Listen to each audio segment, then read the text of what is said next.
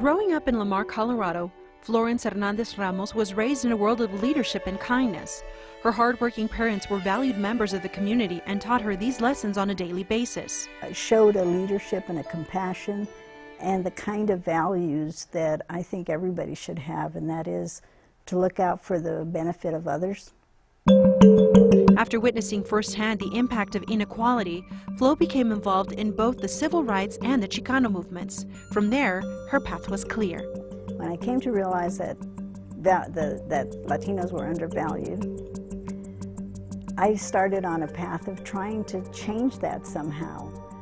So all of the things that I experimented and dabbled with were in pursuit of trying to make life better for Latinos. She worked as a teacher, union organizer, and a paralegal, but her chance to truly make a difference came by chance when she seized upon the opportunity to open a public radio station in Denver.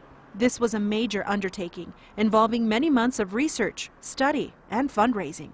Finally, on August 29, 1985, KUVO signed on the air as a bilingual jazz station. One of the proudest moments of her life soon became one of the most challenging. It was a wonderful moment. It was a wonderful thing to be able to see everything that you'd worked for come to fruition, and to do something that many people said, "You'll never be able to do that.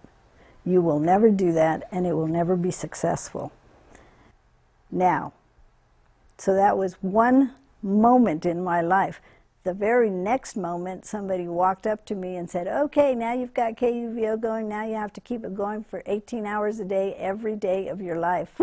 It has been on the air for 32 years. Flo became the first female Hispanic president of a public radio station, and today, KUVO is recognized as one of the country's most successful public radio jazz stations. Flo has contributed an enormous amount of expertise and passion within the public radio market here in Denver, as well as across the nation.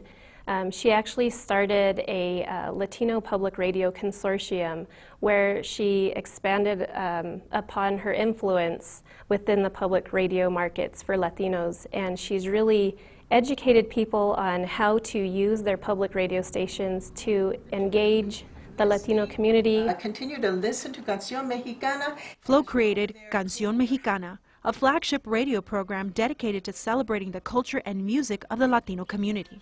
People talk a lot about how the media can shape your perception of things, and we realized that that's what we do at KUVO.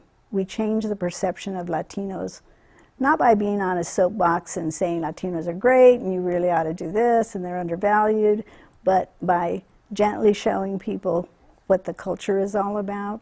And this is from a good friend of Canción Mexicana. Canción Mexicana highlighted the musical diversity of Latin America and introduced audiences to different genres of music. Flo has had an amazing impact on the Latino community and Denver as a whole. She has helped preserve the Latino culture through Chicano music, Tejano music, music of the Southwest. She has entered into the homes of the Latino community for decades and really helped instill a great sense of celebration and pride in our heritage. Her leadership in the development of KUVO as a radio station responsive to its diverse audience changed stereotypes about Hispanic-run stations nationwide. She continues to forge a path for others to follow.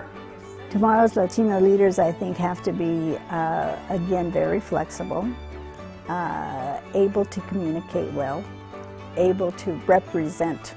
She's a force to be reckoned with, and she is one of the most petite leaders you might meet in Denver, but she's definitely one of the strongest.